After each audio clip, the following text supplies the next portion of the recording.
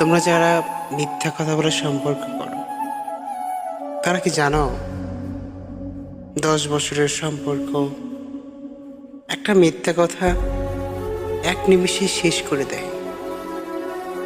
আর একটা কথা, রাগের মাথায় কখনো হুটহাট করে কোনো সিদ্ধান্ত নেবে না, কারণ তুমি রাগ করে যে সিদ্ধান্তটা নেবে ওটা তোমার জীবনের সবচাইতে ভুল সিদ্ধান্ত হবে।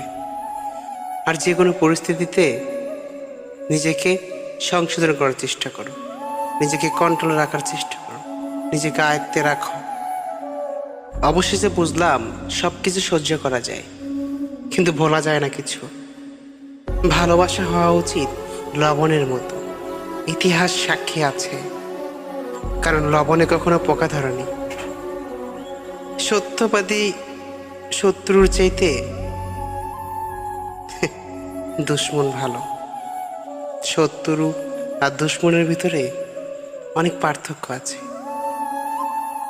সব কষ্ট প্রকাশ করতে নেই, কারণ তোমার সামনের মানুষগুলো অনেক মজা পাবে, অনেক সুযোগ পাবে। রাগ এমন ঝড়, দুটোই একই রকম। রাগ কমে গেলে বোঝা যায় কি হারিয়েছেন, আর ঝড় কমে গেলে বোঝা যায় কি ক্ষতি হয়েছে। পৃথিবীতে স্বার্থ ছাড়া কিছুই নেই। ঠিক যেমন জ্যোৎস্নার স্বার্থে মানুষ চাঁদকে ভালোবাসে। যৌথ সংসার থেকে বিচ্ছিত হয়ে হয়তো নিজের খোলা সংসারে অনেক বিলাসিতা করা যায়, কিন্তু প্রকৃত সুখ কখনোই পাওয়া যায় না। মানুষ ভালোবেসে সব কষ্ট মেনে নিতে পারে, মুখ বুজে সহ্য করতে পারে, কিন্তু একটা কষ্ট মানুষ মেনে নিতে পারে না। যাকে ভালোবাসে সেই মানুষটা যদি তোমাকে ছাড়া অন্য মানুষের সঙ্গে পথ চলা শুরু করে, এই কষ্টটা মানুষ কখনো মানতে পারে না। সৎকর্মে কখনো লজ্জাবোধ করো না, হোক সেটা রাজমিস্ত্রি কিংবা বাদাম বিক্রি। লজ্জা করো না।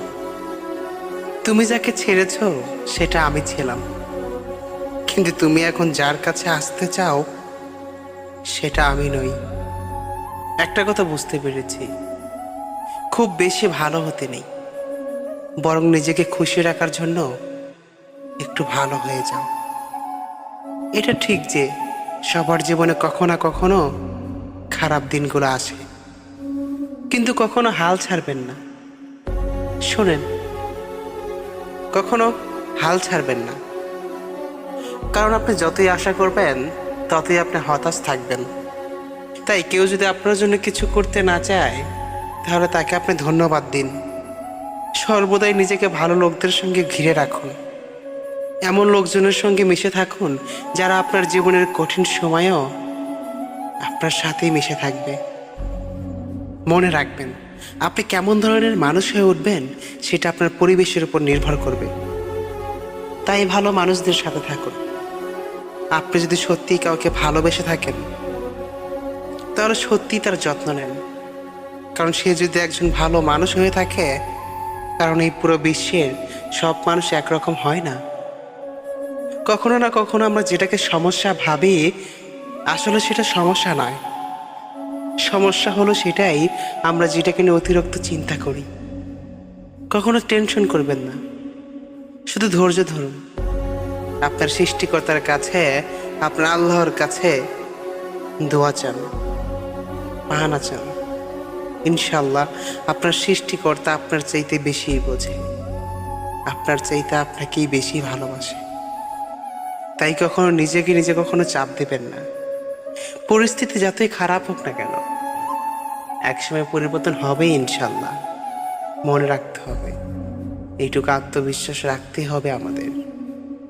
সম্পর্কের মাঝে আপনার নত হওয়ার কারণে যদি সম্পর্কটা স্থির হয়ে যায়, তাহলে আপনি একবার নয় 1000বার নত হন।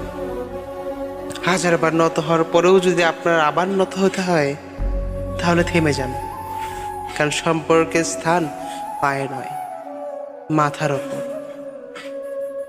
অহংকারী মানুষকে ধ্বংস করার একমাত্র কারণ।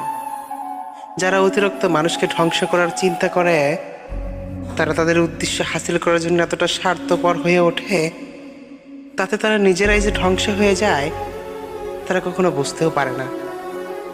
যদি কোনো মানুষ আপনাকে ছেড়ে চলে যায়, তাহলে যদি আপনি ভাবেন যে আমার মাঝে কোনো কমতি ছিল অথবা আমার কপাল খারাপ, এগুলোর জন্য এমন হয়েছে, নিজেকে দোষ দেওয়া বন্ধ করুন। আসলে আপনি যাকে হারিয়েছেন সে আপনাকে কখনো ভালোবাসেইনি, কিন্তু সে তাকে হারিয়েছে যে পৃথিবীতে সেই একমাত্র মানুষ যে তাকে ভালোবেসেছে। তাহলে বলুন তো কে আনলাকি? বেঈমান কখনো অনুতপ্ত হয় না, স্বার্থপর কখনো কৃতজ্ঞতা স্বীকার করে না, আর সুবিধাবাদী মানুষেরা কখনো কারো আপন হতে পারে না। জীবনের সবচেয়ে কঠিন মুহূর্ত হচ্ছে ধৈর্য। সেই সঠিক সময়ের জন্য অপেক্ষা করুন। যারা তোমাকে আঘাত কিংবা ছোট করার জন্য সুযোগ খোঁজে, তাদের থেকে দূরে থাকাই উত্তম। নারীরা যদি ঘরের ঝামেলাগুলো নিজেদের মাঝে গুছিয়ে রাখতে পারে, তবে সেই সংসারে পারিবারিক শান্তি ফিরে আসবে। 3টা জিনিসের উপর ভরসা করা ঠিক না: নদীর পাড়ে বাড়ি, আর ব্রেক ছাড়া গাড়ি, ঘর ছাড়া নারী। রাগের সময় আপন মানুষগুলো পরের মতো ব্যবহার করে, তাই বলে তাকে পর ভেবে দূরে যাবেন না। কারণ কিছু মানুষ রাগলে তার মাথা ঠিক থাকে না, যেমন আমি। কথাটা তিতে হইলেও সত্য। মেয়েদের চেহারার সৌন্দর্য আর ছেলেদের টাকার সৌন্দর্য না থাকলে কেউ কাউকে সহ্য করতে পারে না। ছেলেদের জীবনের বেশিরভাগ সময় পরিবারের প্রয়োজন আর নিজের জীবনটা গোছাতে গোছাতেই কেটে যায়। প্রয়োজনের তুলনায় মানুষ বেশি কিছু পেয়ে গেলে তাকে মানুষ অবহেলা করা শুরু করে দেয়, যত্ন করতে ভুলে যায়। বিয়ের আগে মা বলে বিয়ের পরে যা করার করিস, এখন বিয়ের পর বউ বলে বিয়ের আগে যা করার করেছ, এখন সব বন্ধ। কখনো কখনো অর্থহীন কথা বলার চেয়ে চুপ থাকা অনেক শ্রেয়। যে বাড়িতে বাবার মমতা, মায়ের ভালোবাসা আর ছোট বোনেদের দুষ্টুমি মিশে থাকে, সেই বাড়ি যতই ছোট হোক না কেন, সেই বাড়ির মতো শান্তি কোনো অট্টালিকাতেও পাওয়া যায় না।